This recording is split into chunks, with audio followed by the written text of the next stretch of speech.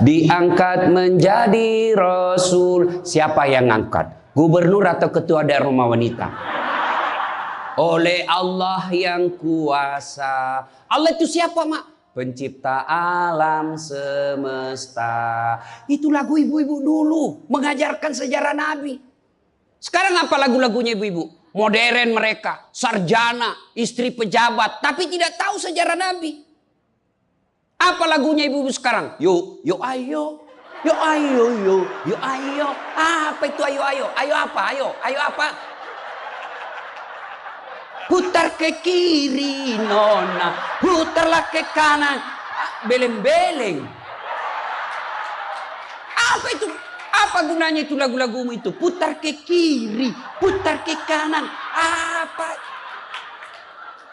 Katanya majelis taklim, tapi lagunya tidak mendidik. Sudah 3 tahun majelis taklim, seragamnya 4. Olahraga depannya lakinya orang. Dia di depan sebajunya sempit. Bapak-bapak di belakang, di depan ibu-ibu 1. Bapak-bapak di belakang 2. Ini kelakuan majelis taklim ini begini. Ketawa ibu-ibu karena ibu begitu toh. Kalau 17-an apa lagu-lagu seperti itu? Mesti dari kecil sejarah Nabi kita ceritakan. Itu dulu ibu saya kepada saya. Sekarang kepada anak saya bikinkan lagu supaya dia tahu anak Nabi. Anak saya namanya Cek, saya ajari. Cek, nah nyanyi nak. Anak-anak Nabi ada 7 orang, 3 laki-laki, 4 perempuan. Pertama Qasim, Abdullah, Ibrahim, Zainab, Rutkaya, Ummu Kalsum, Fatimah. Ibunya bernama Siti Aminah. Ayahnya bernama Abdullah. Kakeknya bernama Abdul Muthalib. Pamannya bernama Abu Thalib. Ibu baru tahu toh 7 anak Nabi? Ya. Berapa laki-laki? 3. Berapa perempuan? Anak pertama? Qasim. Coba. Ini dari sini kita tahu lagu. Maka ibu harus pandai-pandai mendidik anak. Memperkenalkan sejarah Nabi. Supaya mereka cinta kepada Nabi. Maka ini tujuannya maulid. Bukan kita mau bidah-bidah. Sekarang ada juga baru belajar agama 2 bulan. Itu pun melalui YouTube. Seolah-olah dialah menjadi panitia hari kiamat. Ini maulid bid'ah. Tidak ada pada zaman Nabi. Tidak ada pada zaman sahabat. Pada tabi'in, tidak ada semua itu. Saya bilang, bos, memang tidak ada pada zaman Nabi. Tidak ada pada zaman sahabat. Kenapa? Mereka hidup sesama dengan Nabi. Mereka lihat Nabi. Segar ikatan mereka soal Nabi. Mereka tahu sejarah Nabi. Jadi tidak perlu dituturkan. Sekarang kita sudah 1400 tahun yang lalu. Banyak umat Islam. La ilaha illallah. Muhammad Rasulullah. Tapi dia tidak tahu siapa anaknya Nabi. Maka perlu kembali diingatkan. Jadi kalau orang mau maulid, hargai. Jangan malah dibilang sesat. Masuk neraka. Nenekmu punya neraka. Yang paling enak, yang tidak mau maulid silahkan. Tidak usah. Yang maulid silahkan. Yang maulid ini jangan kau tuduh mereka sesat. Ayo kita saling memuliakan, menghargai sesama muslim. Ya, ini 1 maulid. Yang kedua, ibu-ibu, bagaimana kita maulid ini bisa menjadi bawa pulang, diamalkan. Apa yang diamalkan? Ayo kita sejarah kisah-kisah Nabi saja dulu. Ya, paling gampang sudah. Berapa istri Nabi? Berapa? Ini bu biar tahu, enggak mau duga dia jawab ini. Berapa? 11. Coba lihat. Istri pertama namanya Khadijah. Tua berapa tahun? 15 tahun lebih senior dari Nabi. Sebelum menikah dengan Nabi, beliau paling kaya di Mekah. Paling kaya di Mekah. Menikah dengan siapa? Muhammad bin Abdullah. Pegawainya waktu itu, karyawannya. Lalu Khadijah selalu cerita-cerita kelebihan Muhammad kepada asistennya. Namanya Nafisah. asistennya. Dia selalu cerita, ini Muhammad baik, jujur, kinerjanya bagus, disiplin, sopan ngomong, nguntung juga baik. Nafisa paham. Oh, bunda ini senang sama Nabi Muhammad. Waktu itu belum jadi Nabi. Akhirnya apa?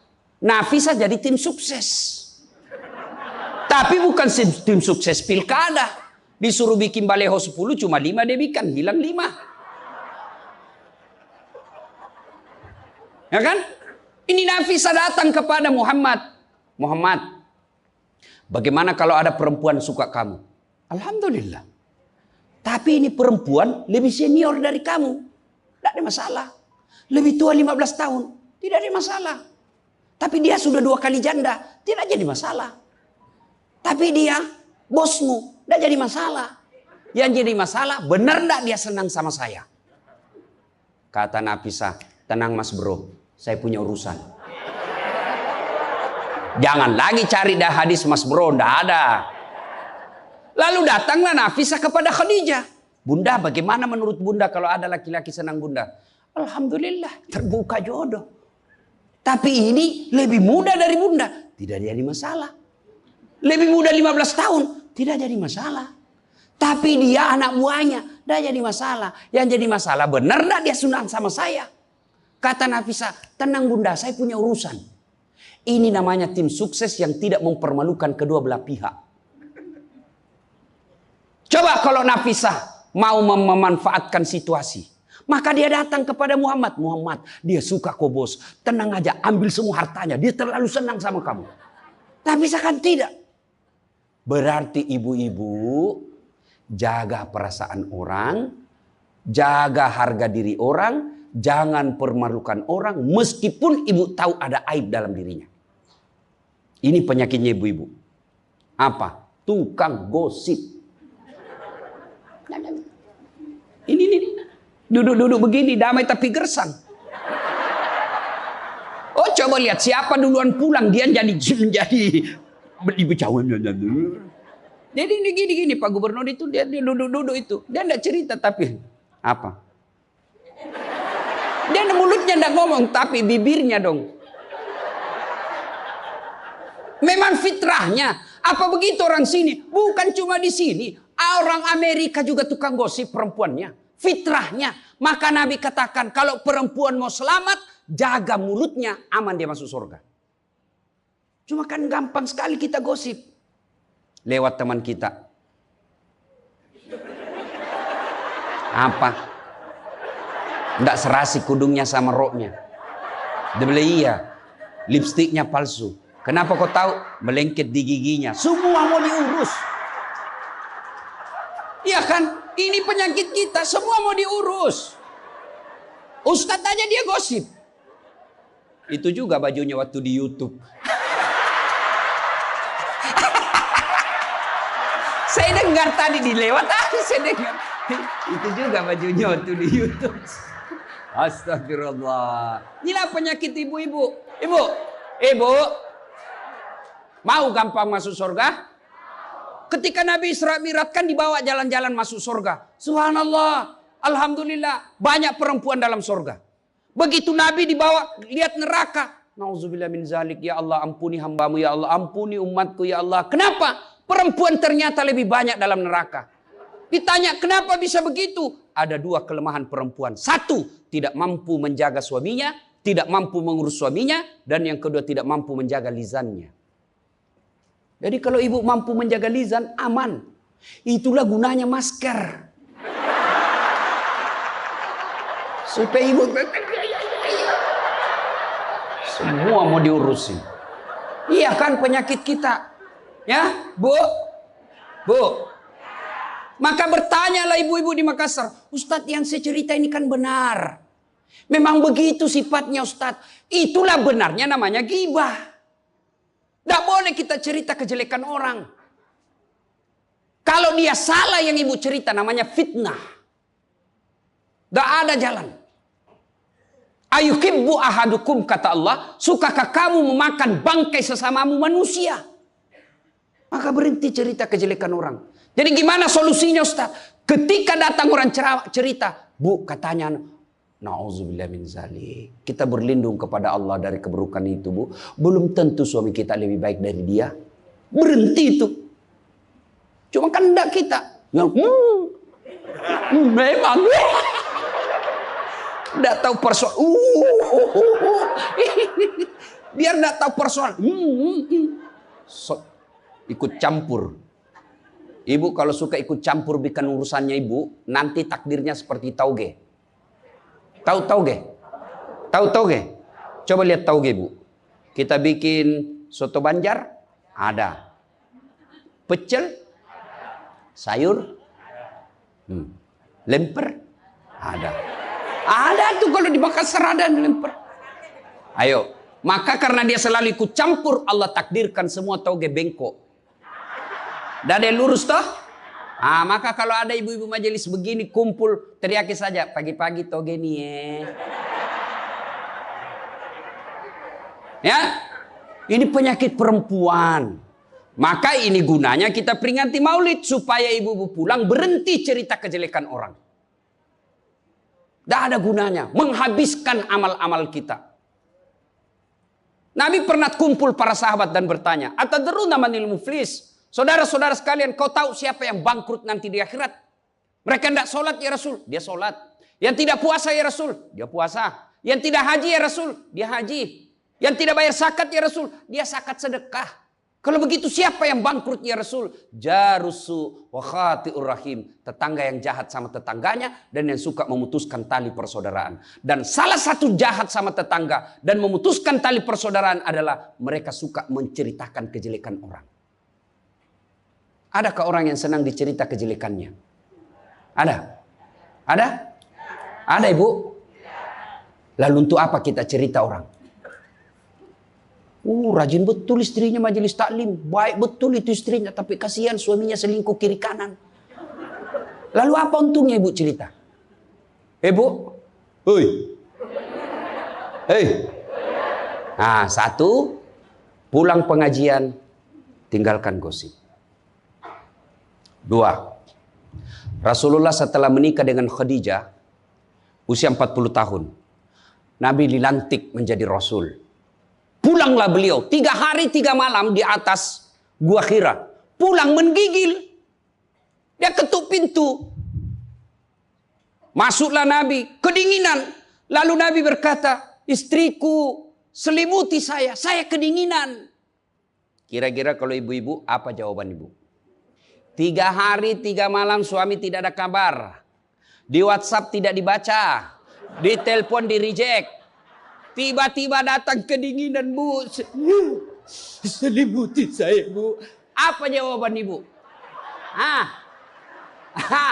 Apa ibu selimuti? Enggak, diinterogasinya suaminya. Mana HP-mu? Dari mana kau ini kedinginan? Iya toh? Tapi Khadijah tidak. Khadijah tidak pernah sangka buruk kepada suaminya. Apa kata Khadijah? Sami'na wa ata'na. Hikmah yang kedua buat ibu-ibu, sangka baiklah kepada suami. Demi Allah, tidak ada kebahagiaan rumah tangga yang dipenuhi dengan sangka buruk. Ibu mau bahagia dengan suami? Mau? Hilangkan sakwa sangka, hilangkan sangka buruk. Telepon suami tidak dijawab pagi-pagi, sangka baik. Oh, berarti suami saya lagi sholat duha. 1 jam kemudian ditelepon, belum dijawab juga. Oh, berarti suamiku lagi meeting dengan gubernur. Telepon lagi siang-siang tidak jawab. Oh, berarti suamiku lagi sholat berjamaah di masjid. Sore ditelepon tidak dijawab-jawab. Oh, berarti suamiku dia lupa handphonenya. Tiba-tiba sore masuk WhatsApp teman kita. Saya lihat suamimu bonceng cewek. Cantik betul. Oh, berarti suami saya lagi nge-grab. Tenang perasaan. Ibu-ibu, demi Allah. Tidak ada kebahagiaan orang yang selalu sangka buruk. Suami enak-enak kerja. Hanya tidak dijawab telepon. Ibu tidak bisa tenang di rumah. Sangka baik. Orang yang sangka baik, rumah tangganya pasti tidak bisa bahagia. Saya kasih contoh. Kasih contoh ibu. Suami istri 7 tahun tidak punya anak. Di tahun ke-8 dia pergi ke ahli kandungan, periksa istrinya. Wih, alhamdulillah, kata dokter, ibu sudah terlambat 2 bulan. Senang betul. Dia teleponlah suaminya, Pak, alhamdulillah hasil pemeriksaan saya sudah terlambat 2 bulan. Tapi Pak, jangan cerita-cerita dulu ya, malu kita nanti kalau tidak jadi lagi. Oke Bu, ini rahasia berdua, jangan cerita ke siapa-siapa. Setuju Bu ya? Setuju Pak. Oke. Beberapa hari kemudian datang petugas PLN. Assalamualaikum. Kata ibunya, waalaikumsalam. Siapa ya? Saya Bu, saya siapa? Petugas PLN. Oh kenapa Pak? Ibu terlambat 2 bulan. Hui. Kenapa dia bisa tahu saya terlambat 2 bulan? Wah, dia mulai curiga sama suaminya. Pasti kelakuannya lagi nih si gendut ini. Kan suaminya gendut. Pasti kelakuannya ini si gendut ini. Pulang suaminya capek. Di jalan macet, kehujanan, baru buka pintu. Memang kau pembohong gendut. Apalagi ini pembohong. Orang capek, pembohong gendut. Apa? Kenapa itu PLN tahu saya terlambat 2 bulan? Pasti kau yang cerita. Bukan saya. Kenapa? Wah, suaminya juga marah digendut-gendutin. Dia datang ke PLN. Ada apa kau tahu istriku terlambat 2 bulan? Dia bilang ini ada catatannya Pak. Kau hapus ini.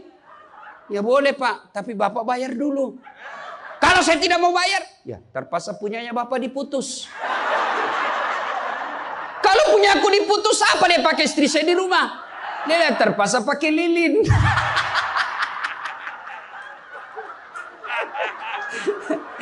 Inilah bahayanya sangka buruk. Bu. Halo Ibu. Bu.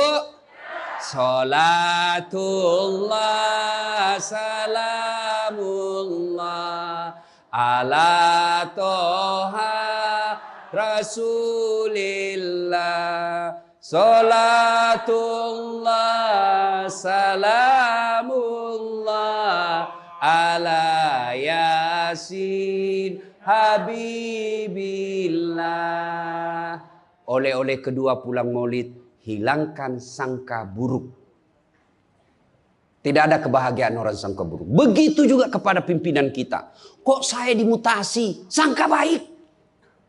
Saya tadinya kok kepala dinas menjadi staf ahli. Berarti Bapak dianggap ahli. Ini staf ahli kan enak. Ahli yang tidak ada stafnya. Sangka baik. Oh berarti Pak Gubernur merasa saya perlu istirahat, banyak berpikir. Sangka baik. Jangan pernah sangka buruk. Tidak ada kebahagiaan orang yang sangka buruk. Sangka baik. Saya dalam hidup saya, betapa banyak Allah kasih pelajaran. Saya baru tahu maksud Allah yang baik setelah beberapa saat berlalu. Begitu ada kejadian, sangka baik saja. Tunggu akan muncul. Oh ini maknanya ini. Tamat SMA kan saya daftar polisi Bu. Tentara. Akabri. Begitu tes fisik, tidak lulus. Kenapa? Ceper. Tidak cukup tinggiku Bu. Saya protes kepada Allah. Ya Allah, kenapa kau lahirkan saya dalam keadaan pendek? Kau tidak jadi rugi jadi Tuhan kalau saya jadi tentara. Teman saya lulus waktu itu Bu. Dia sekarang polisi 2 bunga, reserse, baret merah. Saya lulus pakai baret putih. Alhamdulillah jadi ustadz. Alhamdulillah karena baret putih saya pakai, mulai baret hiram sampai baret merah, saya ceramai semua. Yang terbaik. Gubernur sebelumnya, kepala dinas, tiba-tiba kita tidak ada jabatan, sangka baik.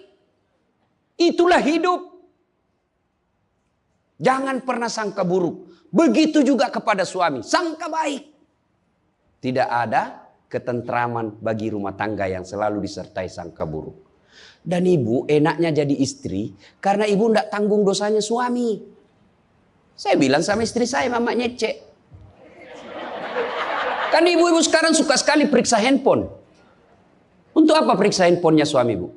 Coba jelaskan saya, untuk apa? Ayo yang suka periksa handphonenya suami ini. Untuk apa Ibu? Setelah tahu ibu mau apa? Ternyata besok-besok ada masalah yang tidak menyenangkan hatimu, apa yang kamu lakukan? Mau diceraikan, saya ceraikan kamu. Daripada kau menderita mendampingi saya, sudah, kita selesaikan baik-baik. Dan kau tidak mungkin Kuceraikan kau pagi, sore saya sudah dapat. Nah sekarang apa maumu? Sakit hati aja. Ayah. Dan hebatnya perempuan Islam, kalian tidak menanggung dosanya suami. Kalian tidak akan menanggung dosa suami. Ya, beda kalau laki-laki. Kalau laki-laki, dosa istri kita tanggung. Kalau suami menanggung dosa istri. Istri tidak pakai jilbab, istri tidak sholat, istri tidak puasa, istri tukang gosip, istri suka keluyuran. Suaminya ditanggung dosanya nanti. Ku ampusakum wa ahlikum nara.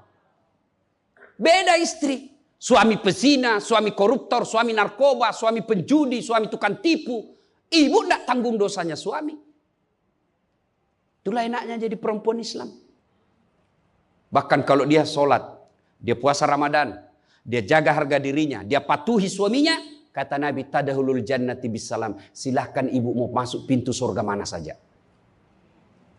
Makanya sangka baik saja, tidak usah sangka buruk. Ada ibu-ibu curhat sama saya tengah malam, Ustaz. Mohon solusinya Ustaz. Saya sudah tidak tahan. Kenapa ibu? Dia bilang saya sudah tidak tahan. Saya minta solusinya Ustaz. Saya sudah tidak tahan. Memang kenapa? Saya ini sudah 21 tahun menikah Ustaz. Tidak tahan. Saya bilang dalam hati. 21 tahun tidak tahan. Inilah kadang-kala ibu-ibu kalau ngomong tidak masuk di akal. Ya memang Allah fitrahkan itu manusia, laki-laki itu lebih banyak akalnya, perempuan lebih banyak perasaannya. Maka kalau perempuan ngomel, dengar saja Pak, tidak usah dijelaskan apa dia mau. Dengar aja, karena memang dia cuma mau didengar. Dengar aja, oh, ya, dengar aja, dengar. Tapi tidak tahan saya Ustadz, ya tidur. Rumus menghadapi perempuan itu, ilmu paling efektif, sabar. Tidak ada sudah kalah itu ilmu sabar. Diam, tidak usah dijelaskan. Biar dijelaskan, tidak masuk di akalnya. Apalagi kalau dia sudah bilang, pokoknya. sudah Pak, lebih diam aja. Pokok, sudahlah. Dijelaskan satu, muncul pertanyaan dua.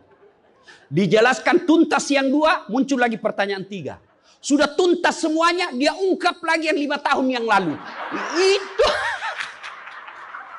Itulah perempuan. Iya ibu toh? Maka dengarkan saja. Ada saatnya nanti dia bilang, baru dia sadar itu. Iya sebenarnya itu saya emosi aja itu hari Pak. Begitulah perempuan. Dihadapinya jangan emosi. Saya sudah tidak tahan Ustadz. Kenapa? Sudah 21 tahun. Udah cocok saya Ustadz. Saya bilang ibu tahu enggak baut? Tahu Ustadz. Apa pasangannya baut ibu? Mur. Sama enggak? Sama modelnya? Sama bentuknya? Beda. Justru perbedaannya yang membuat dia kokoh. Berarti rumah tangga tidak akan pernah kokoh kalau mau menyamakan. Yang kokoh adalah ketika dia mau saling menerima kekurangan dan kelebihan. Itu pasti kokoh. Mana mau cocok jenis kelamin aja kita tidak sama. Iya. Pendidikan aja kita pasti beda. Latar belakang budaya kita pasti beda. Maka yang membedakan itulah kalau kita kelola dengan baik dalam rumah tangga. Dengan faktor utamanya sangka baik. Insya Allah bahagia rumah tangga. Ya, sangka baik. Tuh Khadijah tidak pernah sangka buruk sama suaminya. Khadijah ketika beliau sakaratil maut. Usia 65. Beliau sakit. Dan baju yang beliau pakai sudah 8 kali tambal. Tahu tambal ibu? Itu tambal ke-8-nya 1 sampai 7. Nabi masih menambalnya pakai apa? Masih pakai kain. Di tambalan ke-8 beliau pakai pelepah daun kurma. Kenapa? Habis kainnya Nabi. Padahal sebelum nikah beliau orang kaya. Lalu beliau panggillah anaknya. Fatimah ta'al. Fatimah ke sini dulu nak. Kenapa bunda? Tolong kau mintakan serbannya bapakmu. Ada serban yang selalu dia pakai bapakmu itu terima wahyu. Tolong sampaikan ke beliau. Saya minta untuk saya jadikan kain kafan. Mudah-mudahan serban itu Allah hindarkan saya dari azab kubur. Mendengar ini, Fatimah berkata, bunda aja yang minta sama bapak. Dengar jawaban Khadijah. Saya malu minta sama bapakmu, nak. Habis hartanya untuk bantu Rasulullah, minta serban, malu. Kira-kira masih ada istri sini malu minta sama suaminya? Pak Gubernur, masih ada kira-kira malu minta sama suami? Bukan diminta, dicuri. Ayo, itulah Khadijah. Maka jangan heran Khadijah meskipun sudah wafat, beliau tidur bersama Aisyah. Beliau tidur bersama Aisyah. Tapi siapa yang dikenangnya? Khadijah. Rasulullah hanya berkata, seolah-olah saya mendengar trompa kakinya Khadijah. Seolah ada Khadijah dalam rumah kita. Aisyah cemburu. Ya Rasulullah, ada apa sih kelebihan Khadijah? Khadijah sudah wafat. Kau nikahi 2 kali janda. Lebih tua dari kamu. Kenapa Khadijah terus? Dengar jawaban Nabi. Kau tidak pernah mampu mengimbangkan, menyandingkan atau menyamakan dirimu dengan Khadijah.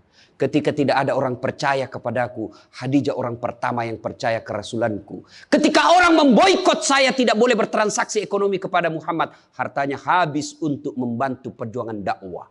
Maka jangan heran Rasulullah sangat mencintai Khadijah. Jadi kalau ibu mau dicintai suami lahir batin, jadilah seperti Khadijah. Bukan karena cantiknya, bukan karena kayanya, tapi kebersihan hatinya Khadijah. Kita itu laki-laki kan tergantung perempuannya. Kalau perempuannya baik, akhlaknya baik, tidak mungkin tergoda suami. Ibu mau? Suami tidak macam-macam mikirnya. 3 aja resepnya. Pegang ini, kau kuasai suamimu. 1, buat matanya senang. Artinya apa? Ibu penampilan cantiklah di depan suami. Kalau suami senang selalu pakai baju merah, pakai itu baju merah tiap hari. Kalau suami senang warna-warna emas, pakailah itu tiap hari. Ya. Tapi saya tidak senang warna begini, Ustaz. Bukan untuk ibu, tapi untuk menyenangkan suami. Dandannya seorang istri, menyenangkan hati suami. Itu ibadah buat seorang wanita. Yang kedua, buat perutnya senang. Bagaimana caranya? Bikinlah masakan kesenangan suami. Kalau tidak bisa tiap minggu, sekali sebulan. Ketika terima gajinya suami, terima honornya suami, ya WhatsApp suami, SMS suami, telepon suami. Bang, jangan makan di luar hari ini. Hari ini saya masak spesial buat abang. Masakan kesenangan saya sudah siapkan di rumah bang. Aman bang, jangan makan di luar. Ini hari spesial buat abang. Senang kita jadi suami. Itu saya kalau terima SMS WhatsApp begitu, mamanya C di rumah dia goreng baru dia kirim. Rasanya kita mau cepat pulang. Ibu pernah WhatsApp suaminya begitu? Paling di WhatsApp, bang jangan lupa singgah beli telur. Bang habis gas.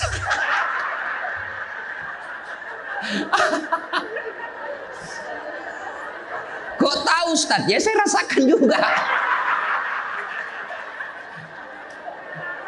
Pernah suatu kali Pak Gubernur pulang saya ceramah takziah malam-malam di Makassar. Tiba-tiba masuklah WhatsApp-nya mamanya C. Ustaz, habis pembalut. Aduh. Tidak mungkinlah sopir saya suruh ini istri saya. Sudahlah, saya singgah, saya berdoa mudah-mudahan tidak ada yang kenal saya. Begitu saya bayar, ada ibu-ibu datang. Ustaz beli pembalut. Saya jengkel langsung saya balik. Biar daripada saya melahirkan. Tenang perasaan. Mungkin ego kita ini buat kita juga laki-laki. Ya, kadangkala ego naik. Masa saya eselon? Masa saya kepala dinas? Masa singgah beli pembalut? Jangan lihat eselonnya. Pakai ilmunya Umar bin Khattab. Umar bin Khattab. Ada sahabat yang selalu mau datang, mau laporkan istrinya. Kenapa istrinya suka ngomel? Maka dia berharap Umar panggil istrinya supaya dinasehatin. Begitu dekat dengan Umar bin Khattab, dekat dari rumahnya Umar, dilihatnya Umar juga dimarahi sama istrinya. Balik dia bilang, Pak Umar aja dimarahin. Balik besok ketemu, ya Amirul Mukminin, presiden lah waktu itu.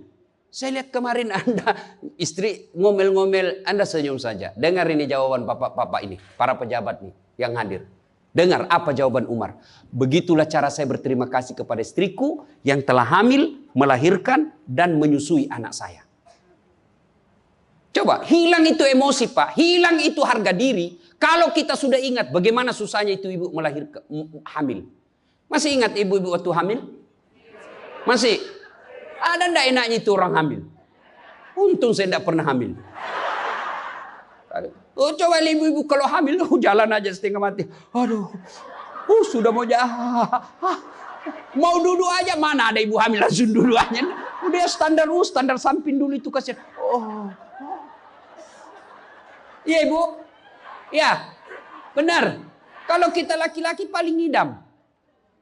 Ustaz, apa doanya berhenti ngidam istri? Ngidam apa istrimu? Nanti dia bisa tidur kalau dilihat saya di atas lemari Pak Ustaz. Jadi kalau istrinya mau tidur jam 10, setengah 10 sudah di atas lemari. Saya berhenti kau dongo-dongo itu dikasih kerja di konsum. Yang kedua kata Umar, begitulah cara saya berterima kasih kepada istriku yang telah melahirkan anak saya. Masih ingat waktu melahirkan? Masih? Ada ndak ibu-ibu melahirkan senyum? Ada? Mentang-mentang istri gubernur keluar sayang. Setengah mati juga biar istri gubernur. Nggak ada. Itulah susahnya jadi perempuan. Maka ketika suami disuruh sama istri, bayangkan sulitnya melahirkan.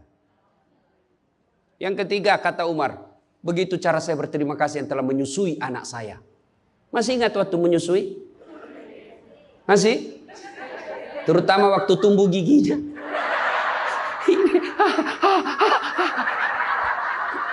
Masih ingat tak?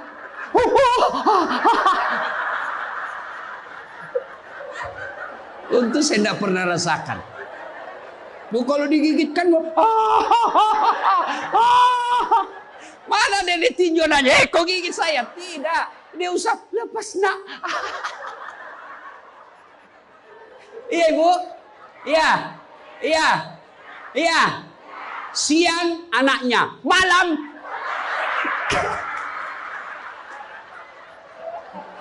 Salatullah, salamullah, ala toha rasulillah. Salatullah, salamullah, ala yasin. Berikutnya, kalau kita cinta kepada Rasul, jadilah istri seperti istri Rasulullah. Nah, tentu bertanya kita, itu bapak-bapak mau punya istri seperti istri Rasul? Pak Gubernur pasti mau. Kita punya mau istri seperti Khadijah. Tapi pertanyaannya, sudahkah kita seperti Rasulullah? Tenang ibu-ibu, saya bela ibu-ibu hari ini. Tenang. Nah, kita mau seperti Khadijah, tapi kelakuan kita seperti Abu Jahal. Pembohong kiri kanan. Suami istri minta duit tidak pernah ada. Benar tidak ada, habis biar baunya tidak ada lagi. Giliran selingkuhannya minta, gampang deh, tunggu aja 5 menit. Ya, Rasulullah coba begitu memuliakan istri, beliau tidak pernah kusam rambutnya di depan istrinya. Coba itu, buka itu Barasanji sejarahnya. Rasulullah beliau yang bersihkan tempat tidurnya. Beliau yang tambal bajunya ketika robek. Beliau sediakan sarapan. Itu Rasul, manusia pilihan. Namanya selalu digandengkan dengan namanya Allah. Tidak malu, bahkan rela ikhlas membantu pekerjaan rumah tangga istrinya. Untuk meringankan kerjaan istri. Kita baru Satpol PP. Satpol PP. Apa Satpol PP? Polisi setengah. Baru pegawai honor, macam-macam ceritanya. Tidak ada kehinaan bagi laki-laki yang memuliakan istrinya. Tidak ada kehinaan suami yang membantu pekerjaan istrinya. Rasulullah mencontohkan itu. Beliau kalau keluar rumah sudah ada sisir. Masuk ke kamar rapi baru keluar. Kita sudah habis pisang gorengnya 4 masih berantakan rambut. Begitu istrinya katakan, bang, baik-baik itu rambutmu apa? Kenapa kau urus rambutku? Rambutmu kau urus. Itulah Rasulullah. Rasulullah subhanallah, dari 11 istri beliau tidak ada satupun yang dia panggil namanya. Beliau tidak pernah memanggil Khadijah. Beliau tidak pernah memanggil Aisyah. Aisyah beliau panggil apa? Ya Khumairah. Yang kemerah-merahan pipinya. Karena memang Siti Aisyah merah delima pipinya. Maka bapak-bapak Pak Kak di sini, Pak Karo, panggillah istri kita dengan panggilan kasih sayang. Wahai istriku yang termancung hidungnya di lorong 3. Dengan tidak mancung hidungnya Ustaz. Ya giginya lah kau lihat. Justru giginya mancung Ustaz. Jangan terlalu jujur. Mentang-mentang istri kita hitam panggil Tam. Hitam. Apa kata istri kita? Apa PC? Masa suami istri. Katanya Islam itu agama yang paling paripurna. Kok kita saling PC hitam? Ya. Rasulullah, beliau kalau minum bersama istri beliau, kalau beliau minum gini. Bismillahirrahmanirrahim. Hebatnya Rasul, kalau beliau minum, 1 teguk dikasih lagi istrinya. Minum lagi. Kasih lagi istrinya. Hebatnya, bekas bibirnya Aisyah, itu yang diminum oleh Rasulullah. Bekas bibirnya Aisyah. Masya Allah. Coba kalau kita Pak Kadis. Istri, bekas bibir istri. Bau betul mulutmu.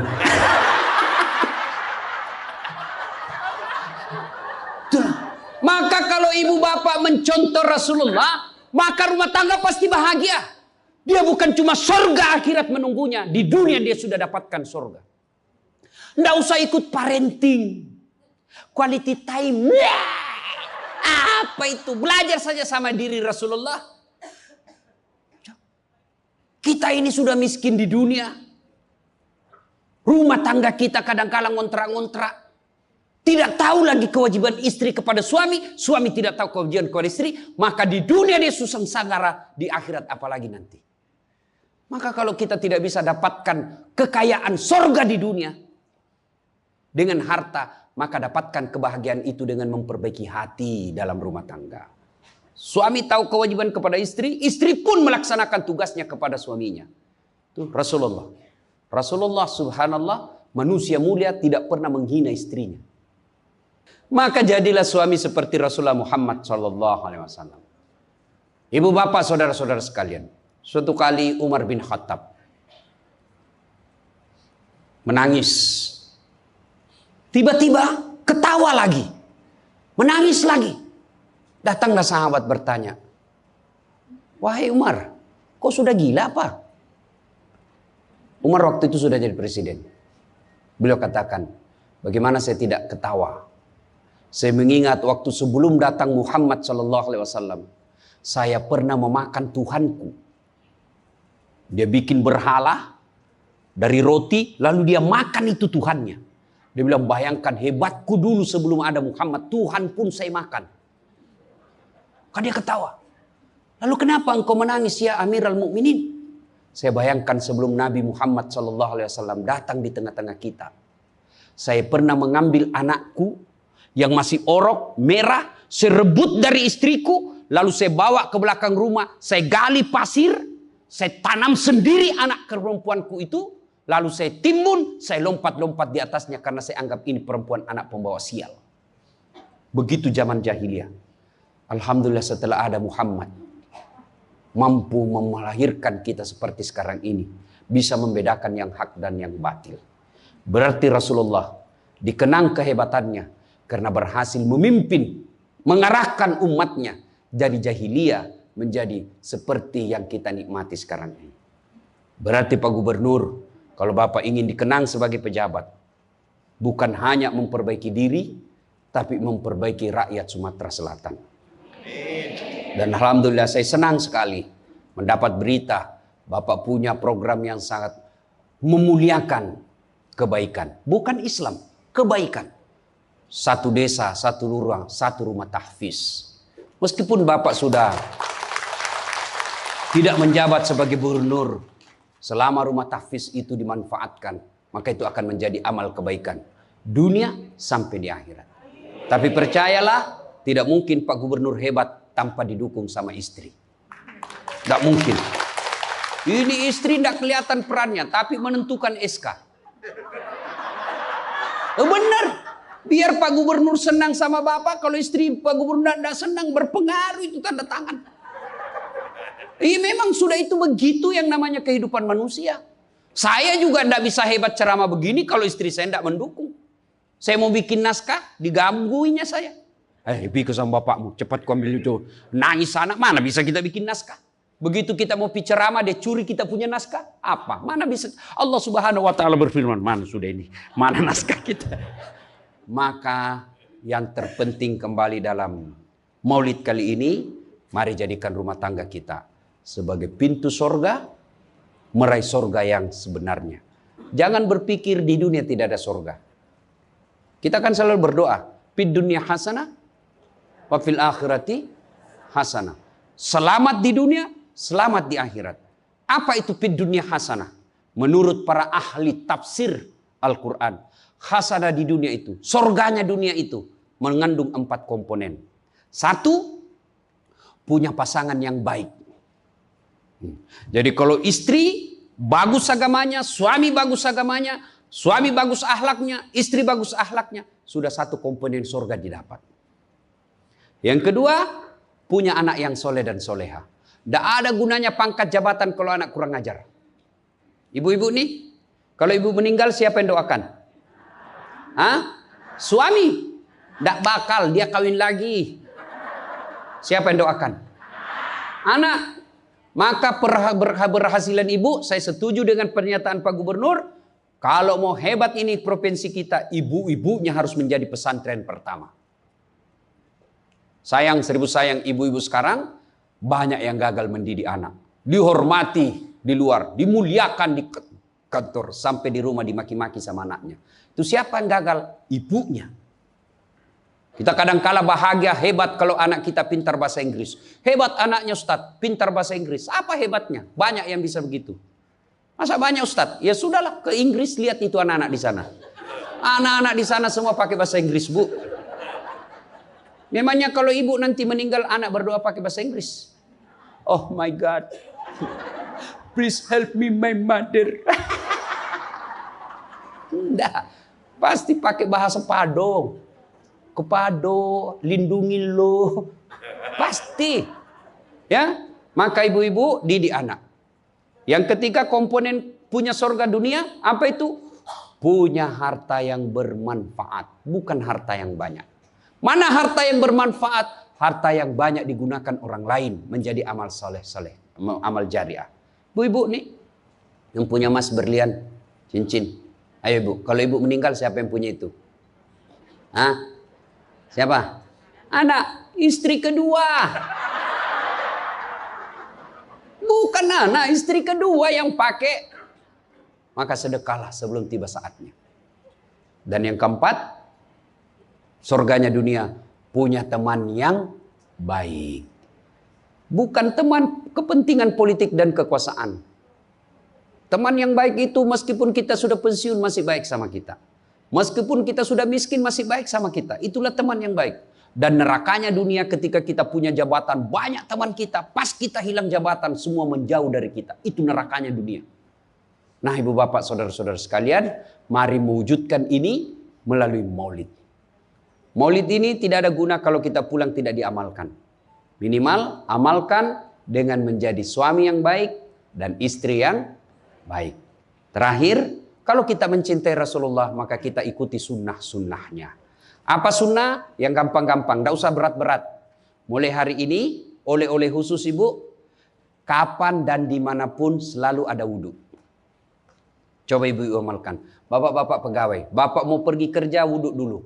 Mau pergi jemput anak, wudhu dulu. Mau pergi pengantin, wudhu dulu. Mau pergi kemana saja ikuti Pak Gubernur yang katanya tidak ada liburnya. Ya. Sudah ikuti dengan ada wudhu.